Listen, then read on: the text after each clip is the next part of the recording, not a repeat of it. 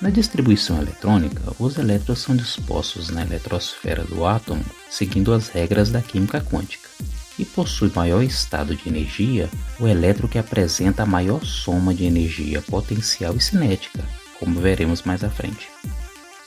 Essa eletrosfera é dividida em N números de camadas ou níveis de energia, que vão do 1 ao infinito. Porém, para os elementos existentes até agora, bastam 7 camadas para representá-los. As camadas são nomeadas com as letras K, L, M, N, O, P e Q. Porém, é mais comum usar os números de 1 a 7 para nomeá-las. Essas camadas ou níveis de energia são constituídos de um número L de subcamadas ou subníveis de energia, que vão de 0 ao infinito. Porém, para os elementos existentes bastam 4 subníveis para representá-los. As subcamadas são nomeadas com as letras S, que significa sharp nítido, P principal, D difuso e F fundamental. A disposição das subcamadas tem uma configuração bem específica. A camada K número 1 possui um subnível S. A camada L número 2 possui 2 subníveis SP. A camada M número 3 possui 3 subníveis SP e D. A camada N número 4 possui 4 subníveis SPDF. A camada O número 5 possui 4 subníveis SPD e F. A camada P número 6 possui 3 subníveis SP e D. E a camada Q número 7 possui 2 subníveis S e P.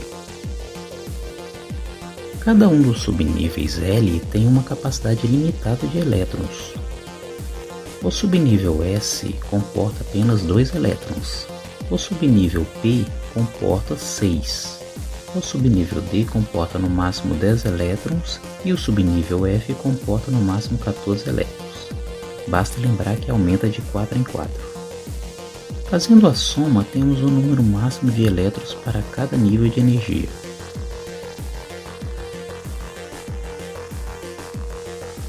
Passamos agora como exemplo a distribuição eletrônica do elemento ferro.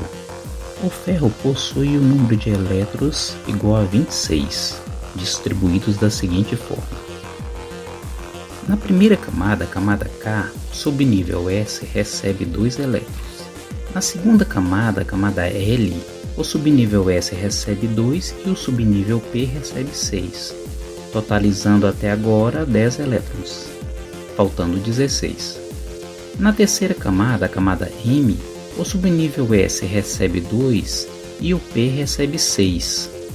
Observe que nesse momento passamos para a camada 4, a camada N, pois conforme o diagrama de Linus-Pauling, as setas diagonais indicam a ordem de energia. Então, o subnível S da camada N recebe 2 elétrons, totalizando 20. Por fim, o subnível P da terceira camada recebe os 6 elétrons, totalizando os 26 elétrons da distribuição do ferro. Escrevendo a distribuição eletrônica por extenso em ordem de energia, temos: observe que os elétrons com maior nível de energia são os 6 elétrons que se encontram na terceira camada subnível D, mas os elétrons da camada de valência, a camada mais externa, são os 2 elétrons da camada 4 subnível S. Uma questão interessante: por que as setas do diagrama de Linus são dispostas na diagonal? A resposta a essa pergunta pode ser simplificada da seguinte forma: o valor do estado de energia do elétron é a soma da energia potencial mais a energia cinética. A energia potencial está relacionada com a posição do elétron em relação ao núcleo. Quanto maior a distância, maior o valor energético.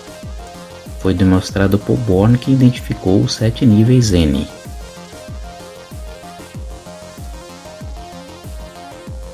Já a energia cinética está relacionada com o movimento orbital dos elétrons. Foi demonstrado por Sommerfeld, que apontou que as órbitas seguem a seguinte disposição. Na primeira camada, existe uma órbita circular.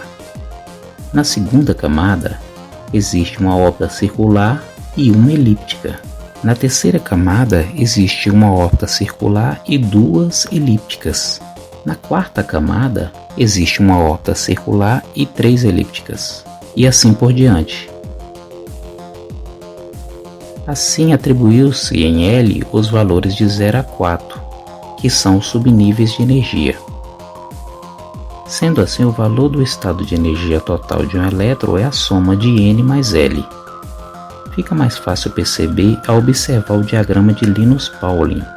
Ao somar os valores de N mais L, fica claro que os níveis de energia são dispostos na diagonal. Por isso usa-se as linhas diagonais na distribuição eletrônica.